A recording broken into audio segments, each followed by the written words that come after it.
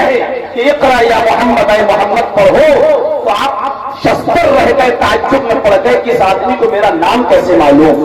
اور اس غار ہیرا میں کوئی آیا نہیں، یہ اچانک آیا اور کہہ رہا ہے اقرا یا محمد، اے محمد پڑھو، اور سب سے پہلے کہہ بھی یہ رہا ہے کہ پڑھو۔ میں پیدا ہوا تو باپ نہیں، 6 سال کی عمر ہوئی تو ماں بھی چھوڑ کے چلی گئی، اور 8 سال کی عمر جب میری ہوئی تو دادا عبد المطلب بھی مجھے چھوڑ کے چلے گئے۔ مجھے پڑھایا کسی نے نہیں، لکھایا کسی نے نہیں، میں تو امی ہوں، جیسے ماں کے پیٹ سے جب کوئی بچہ پیدا ہوتا ہے وہ پڑھنا لکھنا نہیں جانتا۔ تو یہ ہم سے کہہ رہا پڑھو، تو میں پڑھوں تو کیا پڑھوں؟ اقرا یا محمد، اے محمد پڑھو۔ تو اللہ کے نبی فرماتے ہیں کہ میں نے اس کو جواب دیا ما انا بقاری، تم مجھ سے پڑھنے کے لیے کہہ رہے ہو، میں تو پڑھنا نہیں جانتا، میں تو پڑھنا نہیں جانتا۔ اس کے بعد جبرائیل امین نے اللہ کے نبی کو پکڑا، سینے سے کس کے دبایا اور زور سے دبانے کے بعد چھوڑ دیا۔ جب دبایا تو نبی اکرم فرماتے ہیں کہ مجھے ایسا محسوس ہوا کہ کہیں میری جان نہ چلی جائے۔ لقد خشیت علی نفسی، مجھے ایسا لگا کہ میری روح نکل جائے گی، مجھے اپنی جان کے جانے کا ڈر محسوس ہونے لگا۔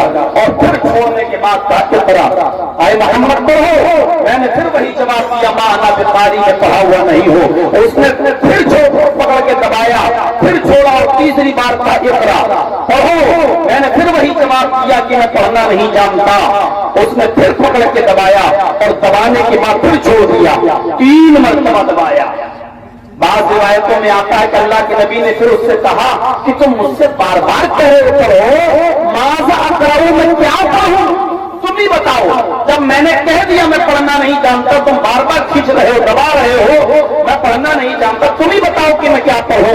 تو اللہ کے نبی صلی اللہ علیہ وسلم کو جبرائیل امین نے فرمایا اور یہ آیت نازل فرمائی، اقرأ باسم ربک الذی خلق، خلق الانسان من علق، اقرأ وربک الاکرم الذی علم بالقلم، علم الانسان ما لم یعلم۔ اے محمد صلی اللہ علیہ وسلم پڑھیے اپنے اس رب کے نام سے جس نے پیدا کیا، اقرأ باسم ربک الذی خلق، پڑھیے اس رب کے نام سے جس نے پیدا کیا۔ نرسری کے بچے کو یہی سکھلایا جاتا ہے، A for apple, B for bird, direct chemistry, physics اور بایو پڑھانا شروع نہیں کیا جاتا ہے۔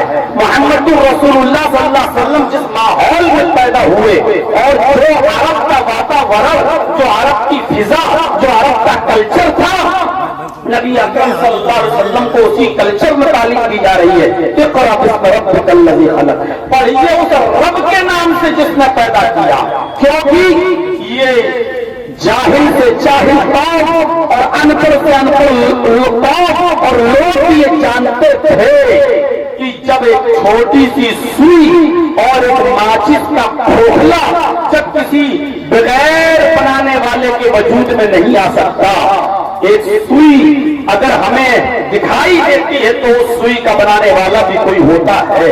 ایک ماچس کی ڈبی اگر ہمیں جنت کا مستحق ہے، ایسے لوگوں کے لیے اللہ کے نبی فرماتے ہیں کہ ان کے لیے جنت ہے۔ ہاں یہ سچ ہے کہ جب لڑکا عالم بنتا ہے اور دینی علم حاصل کرتا ہے تو وہ اپنے حد تک رہتا ہے، چند لوگوں تک رہتا ہے، اس کی تعلیم پہنچتی ہے، لیکن یہ بھی سچی حقیقت ہے کہ جب ایک لڑکی عالمہ اور فاضلہ بنتی ہے اور دینی علم حاصل کرتی ہے تو اس کی نسل در نسل اس سے تربیت حاصل کرتی ہے، نسل در نسل اس سے سبق حاصل کرتی ہے اور وہ کئی نسلوں تک بہترین تربیت دے سکتی ہے۔ اور یاد کرو میرے پیارے ساتھیوں، یہ کوئی بہت بڑا جلسہ نہیں کہ یہاں رات کے 1.5-2 گھنٹے تک آپ کے سامنے تقریریں کی جائیں، یہ تعلیمی بیداری ہے اور یہاں تعلیمی بیداری کے تعلق سے چند باتیں آپ کے سامنے رکھی جا رہی ہیں۔ تعلیم و تربیت کے تعلق سے جو ماں اپنے بچے کو تربیت دے سکتی ہے وہ کوئی کالجز اور یونیورسٹی میں نہیں مل سکتی ہے۔ آپ نظر ڈالیے، آپ کے کشن گنج میں بھی بڑے بڑے کالجز ہیں، یونیورسٹیز ہیں، میڈیکل کالج بھی ہیں، آپ نظر ڈالیے، لیکن ان کالجز اور یونیورسٹی سے پڑھنے والے بچوں پر بھی نظر ڈالو، ایم اے کرنے والوں کو دیکھو، پی ایچ ڈی کرنے والوں کو دیکھو، اور دنیاوی تعلیم سے لائے بڑے بڑے ڈاکٹر اور بڑے بڑے انجینئروں کو دیکھو، آج انہوں نے ڈگریاں تو لیکن ابھی تک ان کو پیشاب کرنے تک کا طریقہ نہیں معلوم ہے. ابھی دیکھیے گا آپ کہیں بھی جا کر کے ایسی بڑی بڑی ڈگریوں کے مالک یہ اسٹوڈنٹس جو اسکولوں سے اور کالجوں سے نکلتے ہیں پینٹ کی چین کھولتے ہیں اور کھڑے ہو کر جانوروں کی طرح پیشاب کرتے ہوئے آپ کو نظر آئیں گے. اسکولوں سے اور کالجز سے وہ ہمیں تربیت نہیں مل پاتی ہے جو دینی مدرسوں سے ملتی ہے اور جو ایک ماں اپنی اولاد کو دے سکتی ہے. مولانا امام مالک کے اندر ایک روایت آئی ہے کہ ایک صحابیہ کے گھر میں جب بچہ پیدا ہوا تو وہ بچہ جب بھی پیشاب کرتا تھا اس کی ماں اس کی شرمگاہ پر پانی ڈال دیا کرتی تھی. وہ بچہ جب بھی پیشاب کرتا تھا ماں اس کی شرمگاہ پر پانی ڈال دیا کرتی تھی. جب وہ بچہ چلنے کے لائق ہوا اور پہلا دن تھا اس بچے کے چلنے کا, جب وہ بچہ پہلے دن چلنے لگا پہلے دن اور جب اس کو پیشاب کی حاجت ہوئی تو اس بچے نے پانی کا لوٹا خود لیا, پانی کا برتن خود لیا اور جا کر نالی کے کنارے بیٹھ کر پیشاب کرنے لگا. ماں دور سے اپنے بچے کو دیکھ رہی ہے کہ بچے نے پانی لیا, بچہ نالی کے کنارے گیا, بچہ بیٹھ گیا, بچے نے پیشاب کیا. اس بچے کو نہیں معلوم تھا کہ استنجا کیسے کیا جاتا ہے, اس بچے کو نہیں معلوم کہ پانی کس ہاتھ سے پکڑا جاتا ہے, شرمگاہ کس ہاتھ سے پکڑی جاتی ہے اور شرمگاہ کو دھونے کا طریقہ کیا ہے, اس بچے کو نہیں معلوم. لیکن ماں چونکہ اپنے بچے کی شرمگاہ پر پانی ڈال دیا کرتی تھی, بچے نے یہی سیکھا تھا, اس لیے بچے نے وہ پانی پیشاب کرنے کے بعد اپنی شرمگاہ پر ڈال لیا. ماں دور سے اس منظر کو دیکھ رہی ہے اور چیخ کر کہتی ہے کعبے کی رب کی قسم میں کامیاب ہو گئی, اللہ کی قسم میں کامیاب ہو گئی. میں اپنے بچے کو جو تعلیم دینا چاہتی تھی, میں اپنے بچے کو جو سکھانا چاہتی تھی, میں اپنے بچے کو جو درس دینا چاہتی تھی, میں اپنے بچے کو جو تربیت دینا چاہتی تھی, جو ٹریننگ دینا چاہتی تھی, میں اس میں کامیاب ہو گئی. اور آپ سے یہی گزارش ہے کہ ایسی مائیں تیار کرو اور ایسی مائیں تیار ہوں گی دینی مدرسوں میں, کالجز اور یونیورسٹی میں. میں نہیں کہہ رہا ہوں کہ مت پڑھائیے, لیکن کالجز اور یونیورسٹیز کا حال آج یہ پہنچ چکا ہے کہ آپ اس کا گرام کھول کے دیکھ لیجئے. کالجز اور یونیورسٹیوں کی لڑکیاں کی حد تک بے پردگی کا مظاہرہ کر کے اوریانیت کا ننگا ناچ ناچ رہی ہیں. ہمیں نہیں معلوم آپ کے بہار کی کنڈیشن, ہمیں نہیں معلوم آپ کے بنگال کی کنڈیشن کہ یہاں کی لڑکیاں اس کا گرام پر کچھ کر رہی کہ نہیں کر رہی ہیں. آئیے ہمارے یو پی کی طرف, آئیے ہمارے لکھنؤ کی طرف اور چلیے اور دیکھیے بڑے بڑے حاجیوں, بڑے بڑے نمازیوں, بڑے بڑے ملا اور مولویوں اور بڑے بڑے قاریوں کی لڑکیاں آج انسٹاگرام پر دوپٹے اتار چکی ہیں, شارٹ کپڑے پہن کر ریلز بنا رہی ہیں اور اس کو اپلوڈ کر رہی ہے. کوئی 50,000 روپے مہینہ, کوئی 40,000 روپے مہینہ کی بھی ریلز سے کما رہا ہے. جب حاجیوں, نمازیوں, حافظوں, قاریوں اور مولویوں کی لڑکیوں کا یہ حال ہے تو انسٹاگرام پر اور یانیت کے ساتھ, بے پردگی کے ساتھ جب وہ انسٹاگرام پر ریلز بنا کر اپلوڈ کر رہی ہو تو پھر میرے بھائیوں, ایروں بہنوں کا کیا حال ہوگا اور ان لوگوں کا کیا حال ہوگا جو باقاعدہ اپنی بیٹیوں کی کمائی پر اپنا گھر کا گزر و بسر چلا رہے ہیں اور چل رہا ہے, ان کا کیا حال ہوگا. ایک اچھی ماں تیار ہوگی مدرسے میں, جیسے یہ صحابیہ جب اس کا بچہ پیشاب کرتا تھا تو وہ پانی ڈال دیا کرتی تھی. اپنے بچے کو جو تعلیم و تربیت تھی, بچہ پہلے دن سے پانی لے کر جاتا ہے, پیشاب کرتا ہے اور پانی اپنی شرمگاہ پہ ڈالتا ہے اور ماں کہتی ہے کہ میں کامیاب ہو گئی. میں اپنے بچے کو جو سکھانا چاہتی تھی میں اس میں کامیاب ہو گئی, اپنے بچے کو جو تربیت دینا چاہتی تھی میں اس میں کامیاب ہو گئی. ماں کا کردار بچے کی تربیت میں اہم رول ادا کرتا ہے. آپ کو معلوم ہے سلطان ڈاکو کو ڈاکو کیسے بن گیا؟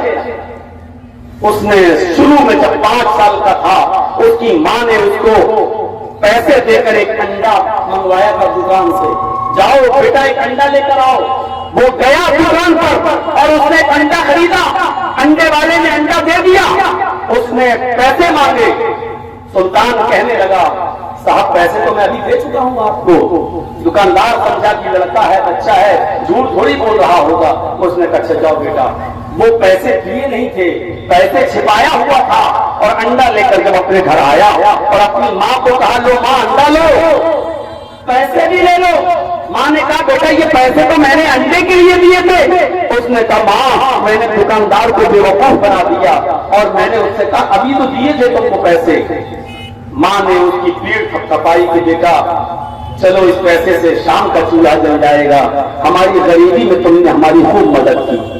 یہیں سے اس بچے کو حوصلہ ملتا ہے, یہیں سے اس بچے کو تقویت ملتی ہے.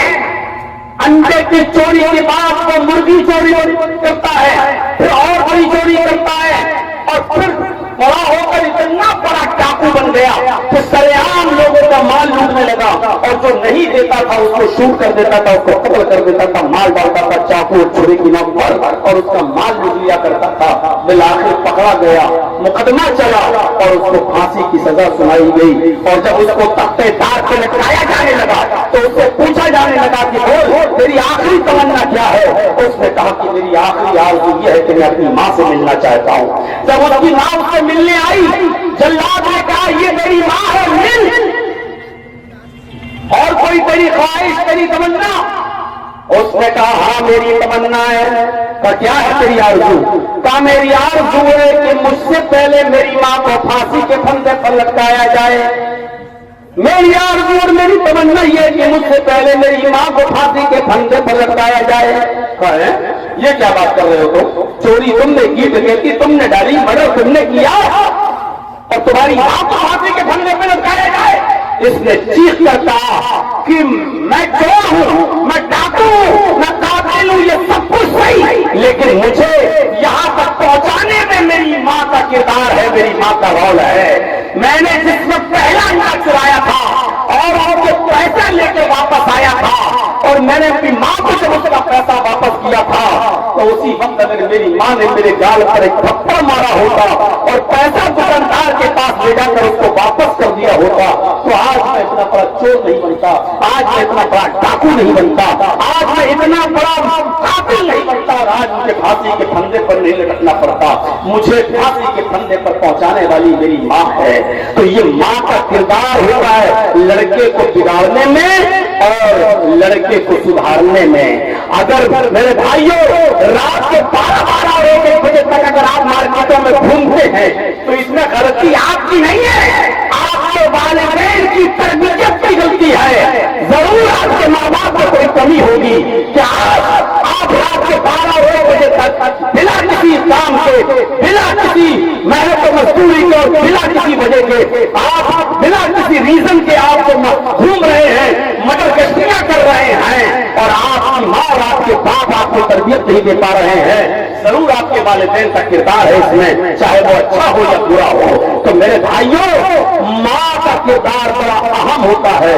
کسی انگریز نے کہا تھا کہ مدرس let us first college for children. ماں کی گود بچے کا پہلا مدرسہ ہوتی ہے. ماں کی گود بچے کا پہلا مدرسہ. بچہ اگر اپنی ماں کی گود سے سبق حاصل نہیں کیا تو دنیا کی کسی یونیورسٹی میں سبق حاصل نہیں کر سکتا ہے. جانتے ہو شیخ عبد القادر جیلانی بغدادی رحمت اللہ علیہ کا واقعہ سنا ہوگا.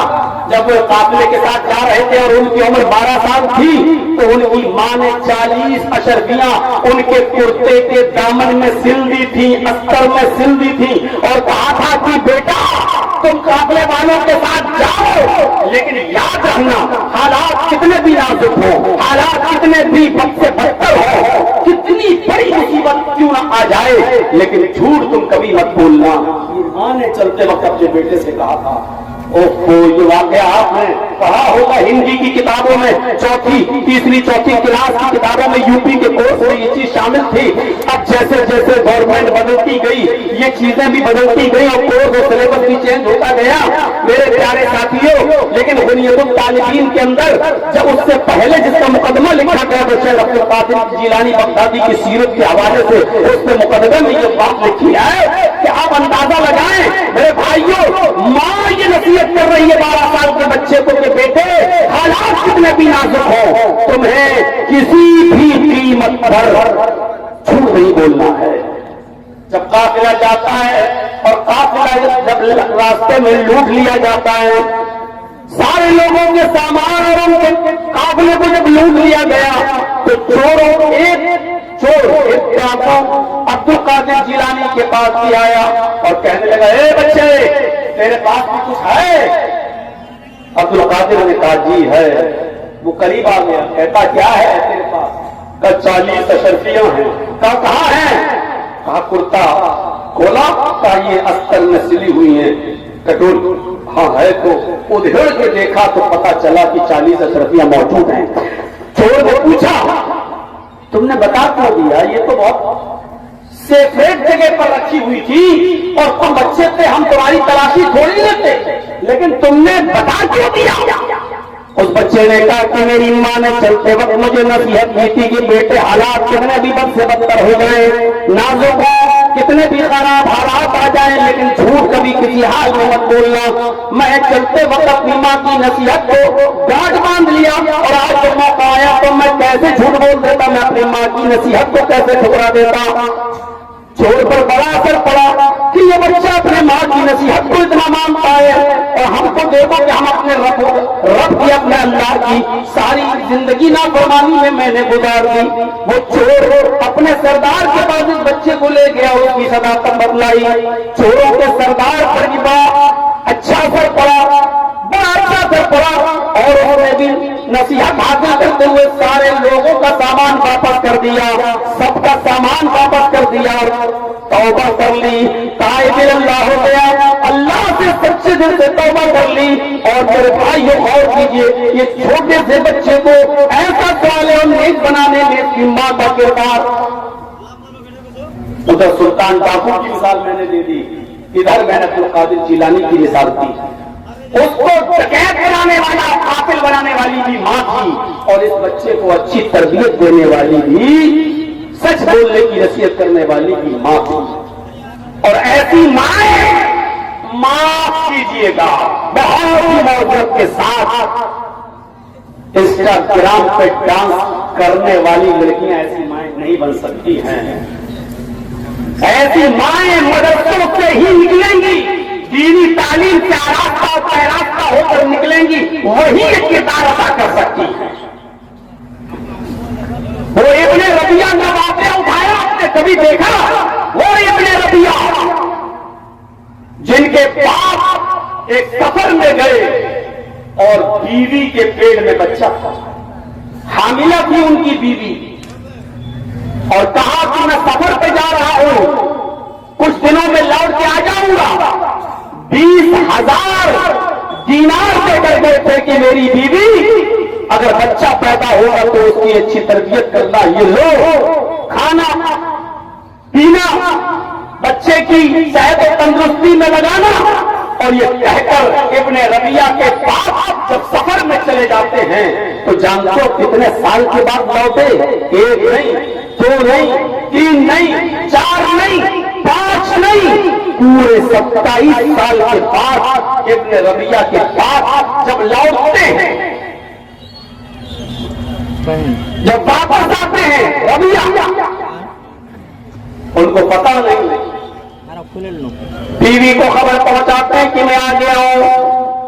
بیوی نے کہا کہ ظہر کی نماز اور عصر کی نماز مسجد میں پڑھ لیجیے گا, میں گھر میں کچھ تیاری میں لگی ہوں, آپ کے آنے کا استقبال میں کر رہی ہوں, لہذا ڈائریکٹ گھر کے اندر مت آنا. کہا ٹھیک ہے. ربیعہ ابن الفروخ جا کر مسجد میں ٹھہر جاتے ہیں. کیا دیکھتے ہیں کہ ظہر کے اندر کوئی بہت اچھی شکل صورت کا خوبصورت بچہ نماز پڑھا رہا ہے جس کی عمر 25-26 سال ہے. عصر میں بھی, مغرب کی نماز بھی ربیعہ ابن الفروخ نے پڑھی مسجد کے اندر. بیٹے کی بہترین قرأت سنی, نہیں معلوم کہ میرا بیٹا ہے, بہترین قرأت سنی, اور قرأت سننے کے بعد درس سنا.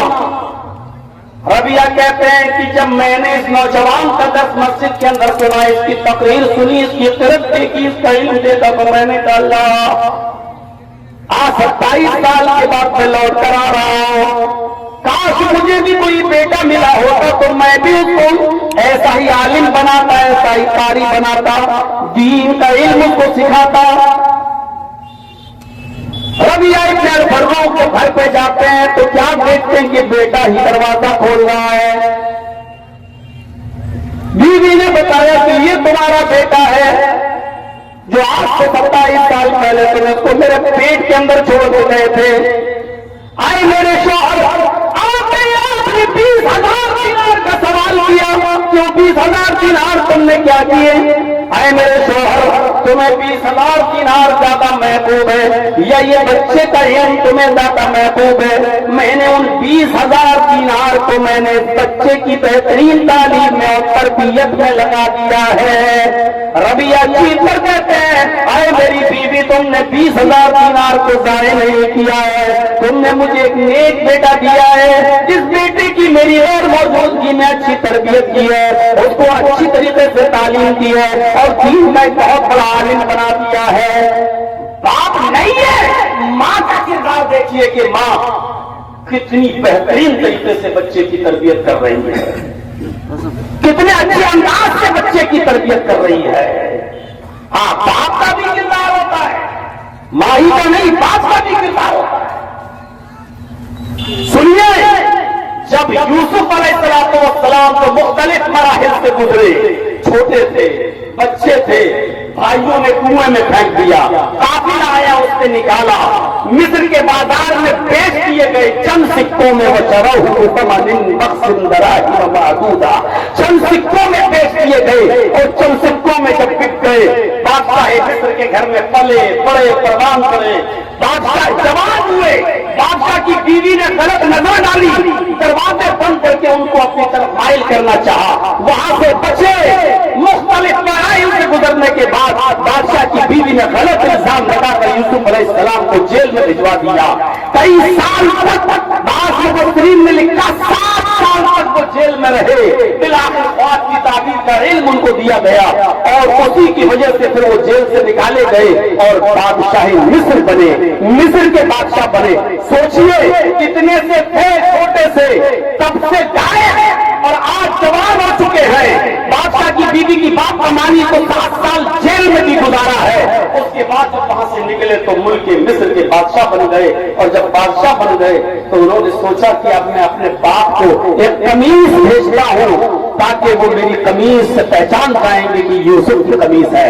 वही पुरानी कमीज जो यूसुफ को जो है, जो जिस वक्त वो गए थे और भाइयों ने फेंका था, उस वक्त का वो कपड़ा यूसुफ के पास रखा हुआ था। हजरत यूसुफ अलैहिस्सलाम ने अपनी वो कमीज अपने कासिद को दी और कासिद को देने के बाद कहा कि जाओ, याकूब नाम का एक आदमी आपको बड़ा बड़ा मुल्क में मिलेगा, ये कमीज उसको दे देना, मेरी तरफ से यह हदिया है। उसके लिए बताया नहीं कि वो मेरा बाप है। जब वो कासिद याकूब अलैहिस्सलाम के पास आया और याकूब अलैहिस्सलाम से कहा कि मिस्र के बादशाह ने तुम्हारे लिए कमीज भेजी है, याकूब अलैहिस्सलाम ने उस कमीज को देखा, उसकी खुशबू को सूंघा तो पहचान गए कि ये कमीज तो मेरे बेटे की कमीज है, यानी मेरा बेटा जिंदा है, यूसुफ अलैहिस्सलाम इस दुनिया में मौजूद है, यूसुफ मेरा बेटा जिंदा है। तो जानते याकूब अलैहिस्सलाम ने उस कासिद से क्या सवाल किया? उस कासिद से पूछा, कई पता रखता हूँ, तुमने उसको किस हाल में छोड़ा? और कीजिएगा इस बात पर, यह आपके लिए बड़ी अच्छी नसीहत है। कई पता रखता हूं, तुमने किस हाल में छोड़ा है उसको, जिसने ये कमीज थी उसको तुमने किस हाल में छोड़ा है? इस कासिद ने, इस दूत ने, इस मैसेंजर ने, इस एलची ने क्या जवाब दिया? तरक्तुहु मलिक मिस्र। अरे तुम कहते हो किस हाल में छोड़ा है? अरे वो तो मुल्क मिस्र के बादशाह हैं, मैंने उनको मिस्र की बादशाह के हाल में छोड़ा है, वो तो मिस्र के बादशाह हैं। हजरत याकूब अलैहिस्सलाम ने फरमाया, ला असअलुकुम अन हाज़ा वलाकिन असअलुकुम अन अय्यि दीनिन तरक्तहु। मैं तुमसे ये नहीं जानना चाहता हूं कि तुमने उसको बादशाह की हालत में छोड़ा या किस हाल में छोड़ा, मैं ये नहीं जानना चाहता। ये नहीं, बाप को खुशी ही नहीं हुई ये सुनकर के मेरा बेटा मुल्क का बादशाह है। आज बाप को खुशी होती है मेरा बेटा एमएलए है, आज बाप को खुशी होती है कि मेरा बेटा चेयरमैन है, आज बाप को खुशी होती है कि मेरा बेटा इस ओहदे पर फाइज है। جب قاصد نے کہا کہ وہ تو ملک مصر کے بادشاہ ہیں تو یعقوب علیہ السلام جو اتنے دن اپنے بیٹے کی جدائی میں تھے ان کو فرق نہیں پڑا. کہتے ہیں کہ میں یہ نہیں جاننا چاہتا, اٹھاؤ تفسیر ابن کثیر, کہتے لا اسألکم عن ھذا, میں یہ نہیں جاننا چاہتا کہ وہ ملک کا بادشاہ ہے یا کیا ہے, یہ نہیں جاننا چاہتا. کس حال میں چھوڑا, مطلب میرا یہ نہیں ہے کہ اس کی پوسٹ کیا, اس کا ہوتا کیا, اس کی ڈگری کیا ہے, اس کی کنڈیشن کیا, نہیں, بلکہ میں یہ جاننا چاہتا ہوں اسألکم عن ای دین ترکتہ, میں یہ جاننا چاہتا ہوں کہ تم نے اس کو کس دین پر چھوڑا ہے, اس کا دین کیا ہے, اس کا راستہ کیا ہے, وہ کس دین پر ہے. فرمایا یشہد اللہ الہ الا اللہ, وہ اس بات پر ہے اور دنیا کو یہ دعوت دیتا ہے کہ اللہ کے علاوہ ہمارا کوئی معبود نہیں ہے. باپ سمجھ گئے کہ میرا بیٹا توحید پر ہے. یہ باپ کا کردار تھا. اتنے دنوں کی جدائی کے بعد بیٹا بھی ملا نہیں, لیکن جب قاصد آیا تو اس سے پوچھ رہے ہیں کہ یہ قمیص کس نے دی, کہا بادشاہ مصر نے. کہا کہ کس حال میں چھوڑا, کہ وہ تو ملک مصر کے بادشاہ ہیں. کہا میں یہ نہیں جاننا چاہتا کہ ملک مصر کے بادشاہ ہیں یا کوئی کیا ہے, لیکن میں یہ جاننا چاہتا ہوں کہ وہ کس دین پر تم نے اس کو چھوڑا. ان ای دین ترکتہ, تم نے اس کو کس دین پر چھوڑا. جواب دیا یشہد اللہ الہ الا اللہ, میں نے اس کو اس دین پر چھوڑا ہے کہ وہ گواہی دیتا ہے اللہ کے علاوہ کوئی معبود نہیں ہے, اللہ کے علاوہ کوئی عبادت کے لائق نہیں ہے, وہ توحید کی دعوت دیتا ہے. تو میرے پیارے ساتھیوں, جہاں سب نے 2-2, 3-3 اور 5-5 منٹ تقریر کی ہو, وہاں آدھا گھنٹہ میرا بول دینا کوئی کم نہیں ہے. تو میرے بھائیوں, سردیوں کی رات اور پھر 3.5 گھنٹے اور 4 گھنٹے سے میں اسٹیج پر پہلے ہی سے بیٹھا ہوا, تو یہ چند باتیں آپ کے لیے کافی تھی. میرے پیارے ساتھیوں, یہاں سے اٹھیے اور یہ جذبہ لے کر اٹھیے کہ ہمیں اپنے بچوں کو پڑھانا ہے اور دین کی دنیا کی تعلیم بھی دینا ہے اور دین کی تعلیم بھی دینا ہے, اور دین کی تعلیم کو ہمیں فوقیت دینا ہے اور اس کو ہمیں آگے رکھنا ہے. اللہ تبارک و تعالیٰ سے دعا ہے کہ الہ العالمین ہم تمام مسلمانوں کو دینی علم حاصل کرنے کی توفیق عطا فرما اور دین کے مطابق چلنے کی توفیق عطا فرما. جب تک تو ہمیں زندہ رکھ, اسلام کو زندہ رکھنا, اور جب ہمارا خاتمہ ہو تو ایمان پر ہمارا خاتمہ فرمانا. وما علینا الا البلاغ المبین وآخر دعوانا الحمد للہ رب العالمین. السلام علیکم ورحمۃ اللہ وبرکاتہ.